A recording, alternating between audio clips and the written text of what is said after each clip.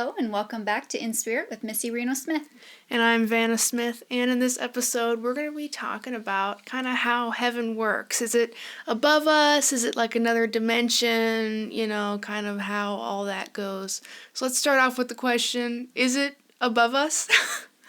In a way. Yeah. Like in a way it's above us. It vibrates at a higher frequency. Mm-hmm. So I believe this is why everybody thinks it's up. Yeah. And like when I tune into them, they're always standing like a little bit higher than we are. So I think that's another reason why people tend to think it's above us. So like when you're describing standing a little bit higher, like they're taller or like they're like floating above the ground? Like they're floating above the ground and they're taller, but yeah. So that's both. Why people are just like, oh, it's above us in a way. Yeah, but really it's really hard to explain because that is the real world, the real physical world. It is not a thought space like some people describe it to be. It is real life, real matter. What we experience here is not, because we're in a simulation. It's the Matrix. I'm Neo, you're Morpheus. We say this like practically every episode, but it's it's the truth. This is our truth. You get to be Morpheus, I get to be Neo, and that's fun. Yeah. It is, but it is a simulation. Yeah. And so what we think is real, it really isn't. And scientists confirm this because, when you look at something, there's more space than matter. Yep. And, what we think of as, like this desk that I'm sitting at, we think of it as being solid, but it is not solid. Yeah. It's all just an illusion. Everything is an illusion. Life is a lie. We're living in a simulation. The world is chaos. It's not chaos. There's order here. But our frequency that we are vibrating at, for lack of a better term, is lower. Yeah. We're on a lower frequency. So, So they are, in a way, higher than us. So they're in a way higher than us, but they're kind of all around us, and it's kind of everywhere and everything all at the same time. Yeah, where is the internet? Yeah. Where is the internet? Yeah. That's what I would ask, I guess. I don't know how else to describe it. It's like we are their internet. Yeah. Where is the internet? It's everywhere. It's all around. It's, So kind of that's what we are to them. But it is kind of funny that you use that analogy because like if you were to ask like someone who's like a programmer, where is the internet, they could answer. But like I'm asking a medium and like hoping for an answer, but you're like, it's hard to explain. I'm not a programmer. Yeah. So I don't know. But it's similar to that. That is just where and I do when they show it to me though, they do show me a space. They show me these hexagonal tubes? I don't know how else to call it. Tubes. That's interesting. Like these hexagons that are all placed together like a honeycomb of these things, and they vibrate together, and I don't know, like a crystalline structure, and that is where we are programmed. It's hard to even picture. Yeah, there's a space for this. There's an area for this. It's quite large, and it's constantly growing data. Yeah. It's holding data, and which is us. And we are data. Yeah. So somewhere there, where all the data is held in this world, it looks different. It's not.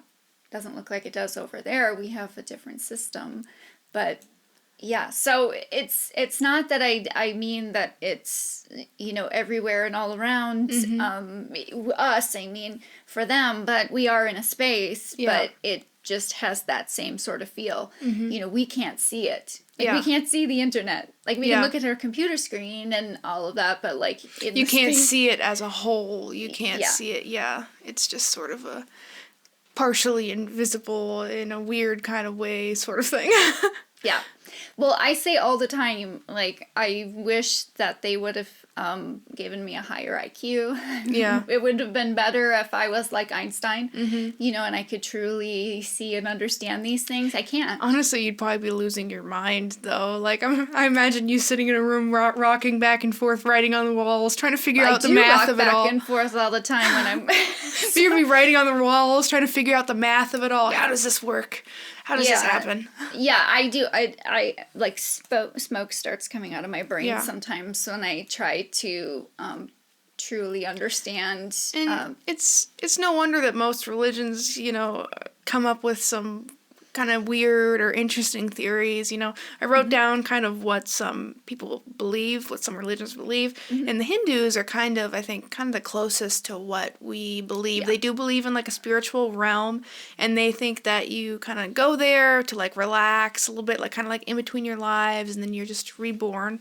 Then Christianity in the Bible, it is kind of debated a little bit of how it is thought of, but there's, certain scriptures in there, that describe it as being high above the earth. And in the Bible, there's also the story of Elijah where he was taken up to heaven in a chariot of fire, which sounds pretty badass. Sounds pretty fun. Yeah, that does sound pretty fun.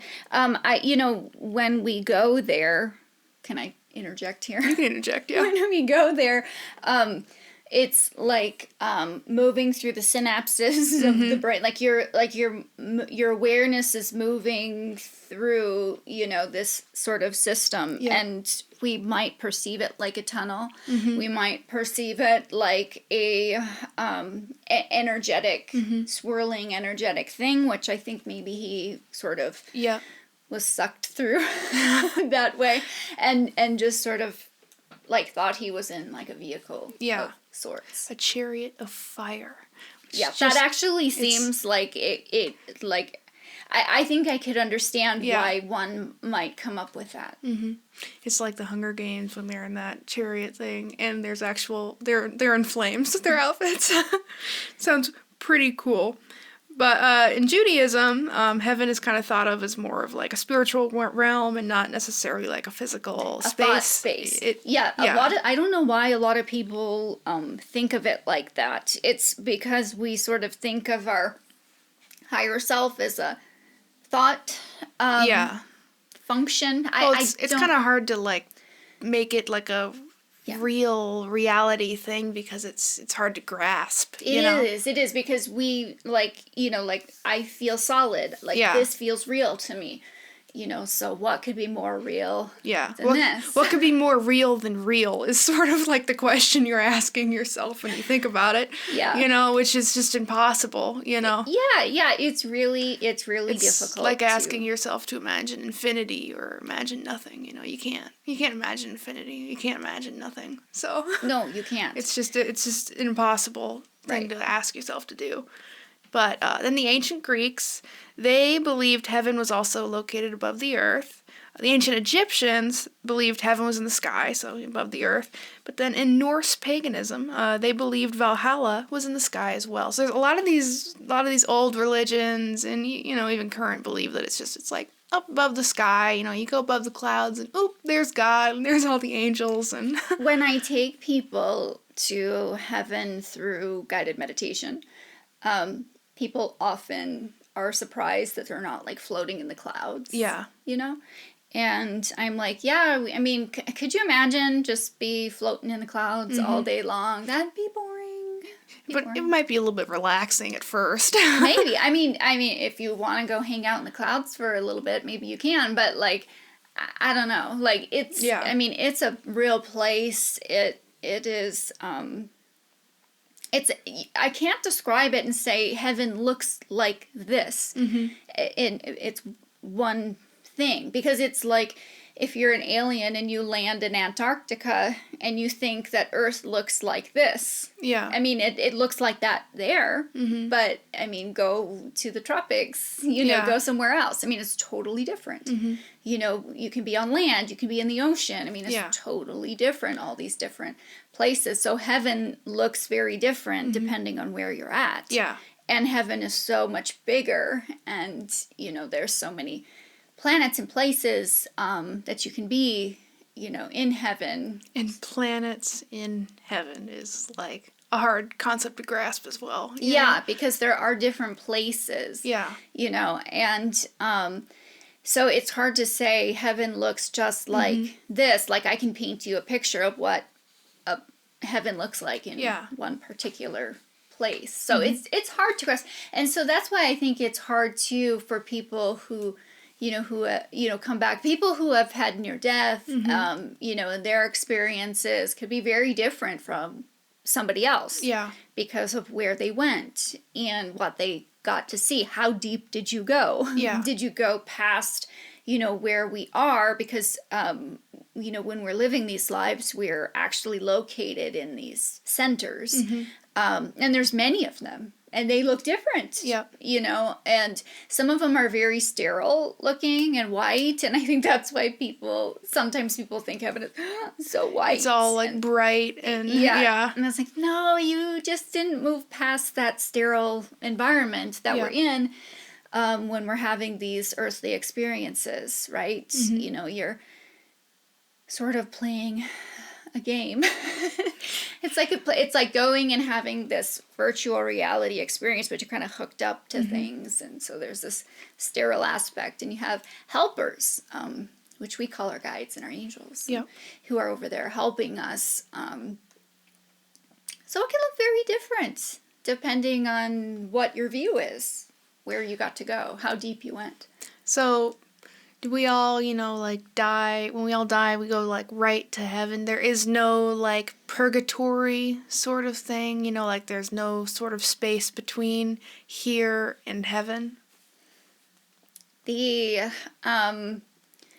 traveling space in between, you are moving through different frequencies. Yeah. And so, yes, I would say there is space in between. I would also say that some people get stuck. Yeah. People who we would call ghosts. And if you are stuck and not moving forward, I would say that we could describe as a purgatory-like space. So I would have to say that it does exist, but I don't see it like certain religions might describe it. Yeah. I see a lot of them kind of describe it as like a cold, dark place that you're just kind of stuck there. You don't get to move forward or backward, it's just you're there. Yeah, and if you are there, you do have the control to go forward. Yeah. You just have to make that choice. And the problem is that the people who are there think that they can't or don't want to because they're scared, but they do have that power. Yeah. They can. And people do come for them if you happen to get stuck, which is rare. It's not something we really need to fear. I mean, it is rare. But if you happen to get stuck, your guides, your angels, people are going to come for you and try to convince you to hey, just keep moving forward. Yeah. Come to the light. Yeah. Come to the light. Just keep going, but they're scared. And so they choose to be there. And when they choose to move forward, they will.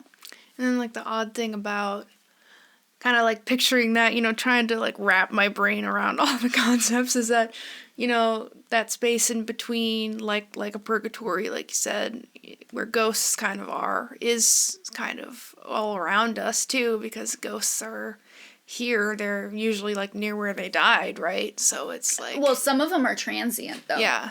So some ghosts stay right where they were. Yeah. Some get stuck in a loop and they're living the same sort of thing over and over, like a groundhog sort of day or minute.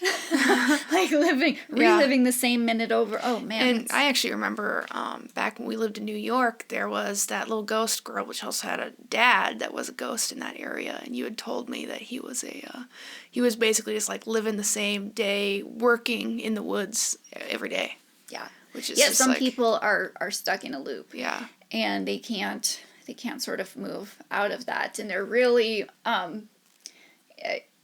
tuned into that moment, or, that day or week or whatever that they're reliving, and they really don't understand that things are changing around them. Yeah. But some ghosts are transient. They move. I mean, there are ghosts that follow the water. They follow the river systems, streams, rivers, waterways. That kind of makes sense. I guess if I was a ghost, I'd probably do the same, like, oh, here, it's goes somewhere. Follow it. Sure, yeah. I've seen ghosts that were following railroad tracks, roads, and they were just sort of on this endless walk, and that makes me sad. Yeah. It does make me sad. I don't know why the transient ones make me more sad than the ones who are sort of stuck in one place. But someone like Chuck, if you've watched our Halloween episode and, all those episodes, about my haunted doll Chuck, he's more of like a transient ghost because he goes all over. He's not always here. He moves all about, but he's not like, you haven't mentioned that he's like following a thing, or just like, he's moving around just kind of like happily. Yeah. Some are more aware and, have more freedom because they're more aware, I mean, it's not that others don't have that freedom, they just don't give it to themselves. But so he does. So there's no one way to be if you're in that space, if you're in that in-between. Sometimes I describe it as straddling two dimensions. Yeah. They're straddling two dimensions. So. And but like, if you're there, you're sort of in control, whether you know it or not. And that's what, when I talk to ghosts, that's what I'm trying to tell them. I'm trying to say, hey, you have the power to move through it. Yep. You don't have to stay in this scary moment that you experienced. You can move out of it. You can move through that and, stay in that space, but get out of that stuck, scary thing that you might be experiencing because you're traumatized in that, or you can move all the way through it and go home, which is what I really want you to do, but I can't force you to, but I can teach you how, and that's what I do. So it doesn't always have to be necessarily negative being in that space, but is it just to serve as learning more lessons being put in that space? They're learning. Yeah. I mean, it's not wasted time. Yeah. I mean, you're still learning. You're not learning a whole lot, but you are learning. So it's, if... Because it is like, in a way, an extension of the life that you lived. So it's just, you're just kind of living it, but in a really, really weird and creepy way. Yeah, it's not, I mean, it's... At least creepy for other people if they encounter you.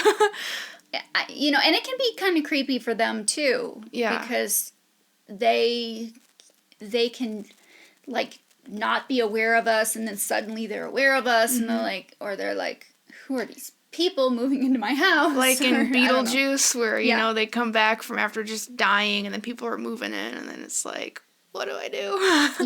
Yeah, they can, and that's why a lot of people that call me when they have a ghost, it's because their ghost maybe doesn't like them.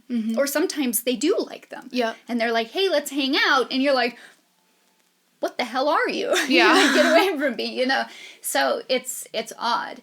And so when I go somewhere, it's about teaching the ghost, teaching the occupant how to deal with them. And we're all just sort of learning and trying to figure things out.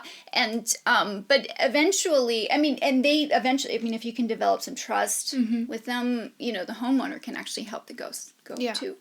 So that's what I try to teach them, to build trust. And I just have like a little interesting question here. And also because, my birthday's coming up, and in our family and our birthdays, we do like past life regressions or little things with my mom, whatever.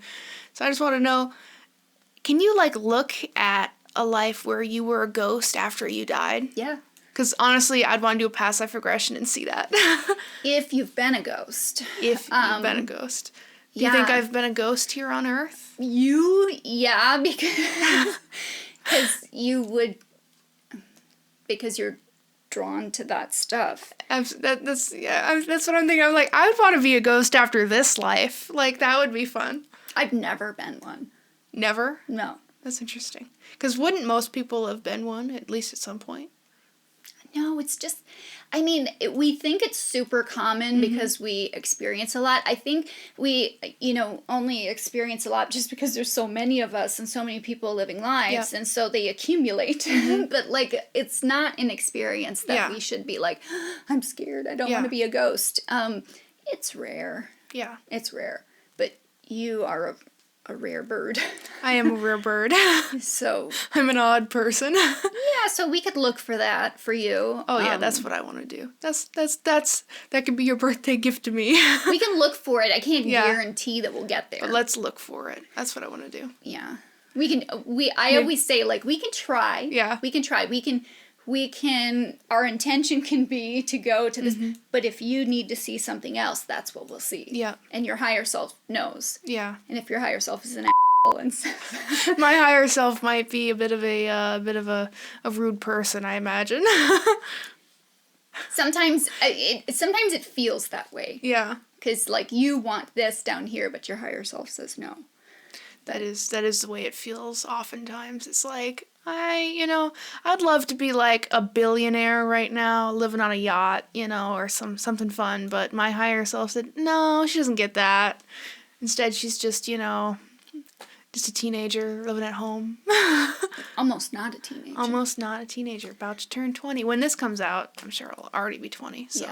Yeah, because that's when this, Yeah, I would love to have a lot of things, but my higher self is like, well, you still have to experience this or that. So you boo-hoo, you don't get it. It's just very annoying of our higher selves to do that. So, but, and how does that work of them our higher selves kind of controlling us here, because it is sort of, in that other dimension, we're in those chairs, but is it like... The dentist chair, that's what it looks like to me. Yeah, they're experiencing this dimension in a way that we can't really fathom because, it's just hard to understand how that works, but they're kind of in this space, sitting in this chair, and they're tuned in. It's not like in the Matrix where they have to, like, drill things into you and, like, plug you in. It doesn't work like that. But you just sort of get tuned in. There is this element that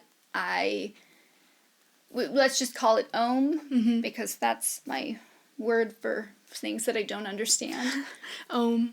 Yeah, it's like God. I don't understand it. It's like a God element. It's like something. So there's like, that is sort of what this space is written on. Yep. And so we're tuning into that somehow. And we need helpers, things that, people and angels that can help us tune in. And, like, even just, like, me thinking about it and trying to describe it makes me very uncomfortable. Yeah. Like, I feel extremely uncomfortable when I have to try to verbalize these weird things. But so they're tuning into it. And that's what I try to tell people, like, when your loved ones come to see you, it doesn't matter where you are on Earth. Yeah. They don't care where you are on Earth. I mean, they're tuning into your higher self. Like, they're going to your higher self. Wherever you are, that chair, they're visiting you there and tuning into you. So it doesn't matter where you are here. Yeah. That's why time and space don't really matter. It's always very difficult to wrap the brain around. It's like anytime we always like have these conversations about kind of like how it works, my head always just feels like it might just explode a little bit. I can feel like the pressure building up behind my eyeballs. I'm like trying to picture these things and imagine it. Yeah, I feel like sweaty even right now. Like, I feel like hands are like just full of drenched in sweat. It's just really difficult for my brain. I even if I was like Einstein, I still don't think I could fully understand it.